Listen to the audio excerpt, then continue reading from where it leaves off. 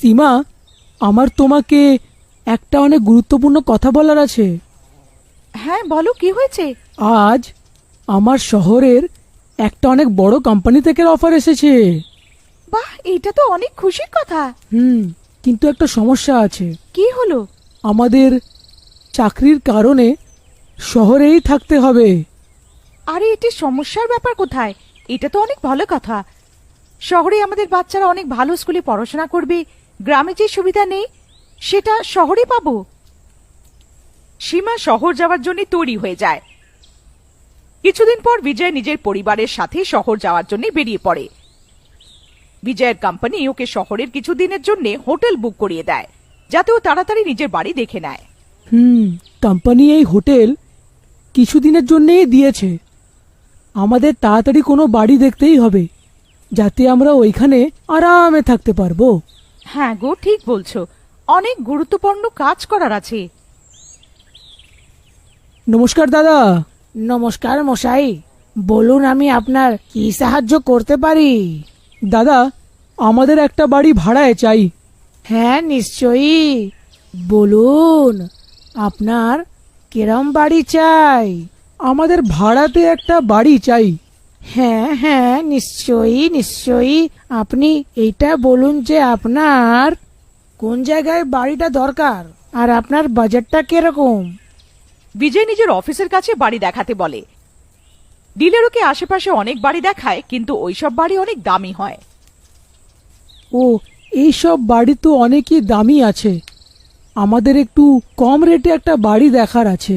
ঠিক আছে দাদা ভাই, আপনি চিন্তা করবেন না, এখানে একটা বাড়ি আরো আছে, ওটা অনেক দিন ধরে ফাঁকা। আমি আপনাদের একবার সেই বাড়িটাও দেখিয়ে দিচ্ছি। হ্যাঁ, ডিলার বিজয় আর সীমাকে ওই বাড়ি দেখতে নিয়ে যায়। দাদা ভাই, এই বাড়িটা আপনার বাজেটেও আছে আর আপনার অফিসের কাছেও পড়বে। বিজয়ের সীমা ওর বাড়ি অনেক ভালো লাগে। ডিলার বিজয়কে বাড়িওয়ালার সাথে দেখা করায়, আর ওরা ওইখানে থাকার জন্য রাজি হয়ে যায়। আপনারা এখানে থাকতে পারবেন। আমাদের এইখানে আপনি মাছ মাংস খেতে পারবেন না। হ্যাঁ হ্যাঁ, আমরা খাই না, আমরা মাছ মাংস খাই না। ঠিক আছে, আপনি আমাদের এখানে থাকতে পারবেন। বাড়িওয়ালা ওদের পরের দিন থাকার জন্য বলে। বিজয় আর সীমা ওইখান থেকে ফিরে যেতে থাকে।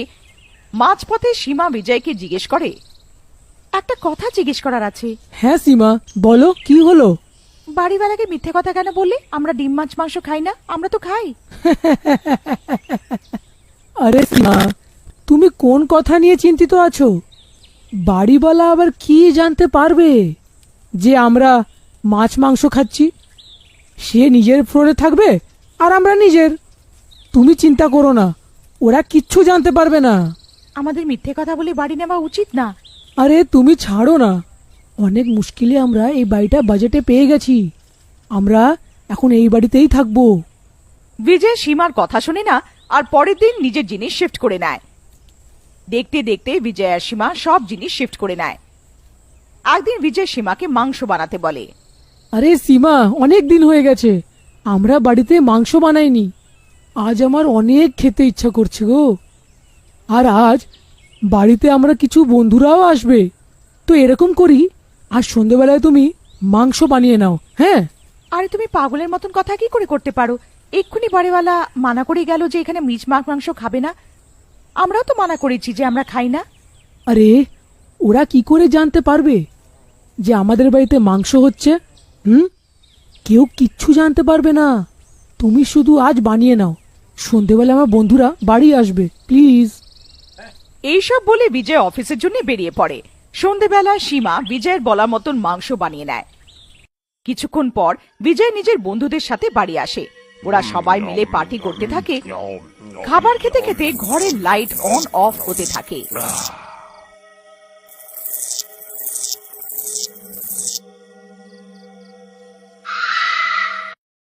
আরে এটা কি হচ্ছে? যদি এরম ভাবে লাইট যেতে থাকে তো আমাদের তো সব পার্টিটাই মাটি হয়ে যাবে। তখনই লাইট এসে যায় আর বিজয় পার্টি আরম্ভ করে দেয়। তখনই সীমা বিজয়ের বন্ধুদের জন্য খাবার বেড়ে দেয়। বিজয়, খাবার বেড়ে দিয়েছি, সবাই মিলে খাবার খেয়ে নাও। ওরা সবাই খাবার খেতে আরম্ভ করে দেয়। যেই বিজয় খাবার খেতে বসে তো ওর মনে হয় ওর হাত যেন কেউ ধরে নিয়েছে আর ওকে খেতে দিচ্ছে না। আরে এ এ আমার সাথে কি হচ্ছে? আমার এরকম কেন মনে হচ্ছে যে আমার হাত কেউ জোরে ধরে টেনেই যাচ্ছে? বিজয়ের বন্ধুরা ওর কথায় হাসতে শুরু করে। আরে ভাই, মনে হয় তুমি আজ বেশি খেয়ে ফেলেছো, তাই তুমি এরকম বলে যাচ্ছ। তুমি জ্ঞানে নেই একদম। আরে না ভাই, আমার আমার হাত কেউ সত্যি তো ধরে টেনে যাচ্ছে। বিজয়ের হাত তখনই ঠিক হয়ে যায় আর ওর খাবার প্লেট নিচে পড়ে যায়। আরে এটা কি হয়ে গেল? সীমা ওটা পরিষ্কার করে দেয় আর বিজয়কে অন্য প্লেটে খাবার দেয়। বিজয় পেট ভরে খাবার খায়। দেখতে দেখতে রাত হয়ে যায় আর বিজয়ের বন্ধু ওদের বাড়ি চলে যায়। যে বিজয়ের বন্ধু ওদের বাড়ি চলে যায়, বিজয়ও শোবার জন্য তৈরি হয়। আরে আজ তো অনেক খেয়ে ফেলেছি, চলো এখন শোয়া যাক। বিজয়ের ঘুম এসে যায়। তখনই ও একটা ভয়ানক স্বপ্ন দেখে যে ওর উপরে একটা ডাইনি বসে আছে।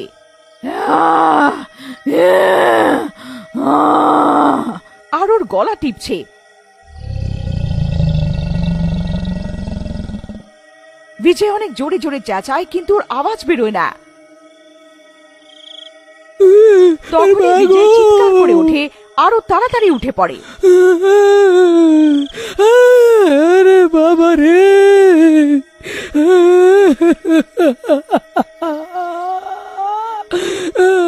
আরে কি হলো, কি হলো তোমার? এত জোরে কেন চেঁচাচ্ছ? সব ঠিক আছে তো? আরে পাগো, হে তো হাত ধুয়ে আমাদের পিছনেই পড়ে গেছে। আরে এটা কিছু নয়, তুমি বোধহয় আজ একটু বেশি খেয়ে ফেলেছো। এখন শুয়ে পড়ো চুপচাপ। তখনই ওই ডাইনি চুপচাপ উধাও হয়ে যায় আর বিজয়ও ঘুমিয়ে পড়ে। পরের দিন বিজয় সকালে চান করতে ওঠে আর বাথরুম যায়। বিজয় চান করতে থাকে, হঠাৎ বাথরুমে কুয়াশা আসতে থাকে আর জলের জায়গায় ও রক্ত আসতে থাকে। রক্ত, রক্ত! আরে সীমা, সীমা আমাকে বাঁচাও! আরে কেউ বাঁচাও, কেউ বাঁচাও! আরে এইখানে তো ডাইনি থাকে, বাঁচাও! তখনই সীমা দৌড়ে আসে আর বিজয়কে দেখে, কিন্তু সীমার নজরে বাথরুমে তো কোনো রক্ত হয় না। আরে তুমি কেন চেঁচাচ্ছ শুধু শুধু? এখানে তো কিছু নেই। বিজয় বাথরুম থেকে বাইরে এসে যায়। তখনই ওই ভূত সীমাকেও দেখা দেয়।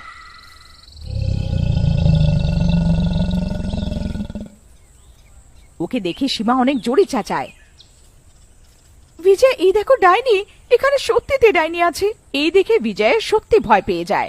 আরে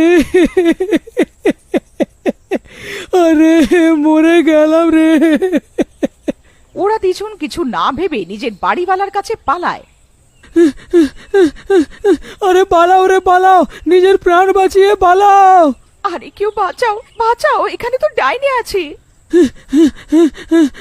সীমা আর বিজয় নিজের বাড়িওয়ালার কাছে যায় আর সব সত্যি ঘটনা বলে। তোমরা কি বাড়িতে মাংস বানিয়েছিলে? আমি তোমাদের বারণ করেছিলাম। এই বাড়িতে মাংস আর মদ খাওয়া একদম বারণ, আর তোমরা এটাই করে থাকবে। তাই জন্যে ওই ডাইনি তোমাদের ভয় দেখিয়ে যাচ্ছে। আরে দাদা, আমাদের ক্ষমা করে দাও, আর আমরা কোনোদিনও এরকমটা করব না। আমাদের এই ডাইনির থেকে ছাড়া পাইয়ে দাও। বাড়িওয়ালা ওদের পাশের মন্দিরের পুরোহিত মশাইয়ের কাছে পাঠায়। সীমা আর বিজয় মন্দিরে গিয়ে সব ব্যাপারটা বলে। পুরোহিত মশাই ওদের বাড়িতে পুজো আর্চা করে। ওম হিম ক্রিম স্বাহা, ওম হিম ক্রিম স্বাহা।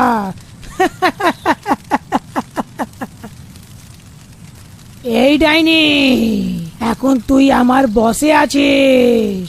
চল এখন এখান থেকে তুই চলে যা, এটা আমার হুকুম। আর ওদের পরের বার থেকে ডিম, মাছ, মাংস, মদ খেতে বারণ করে।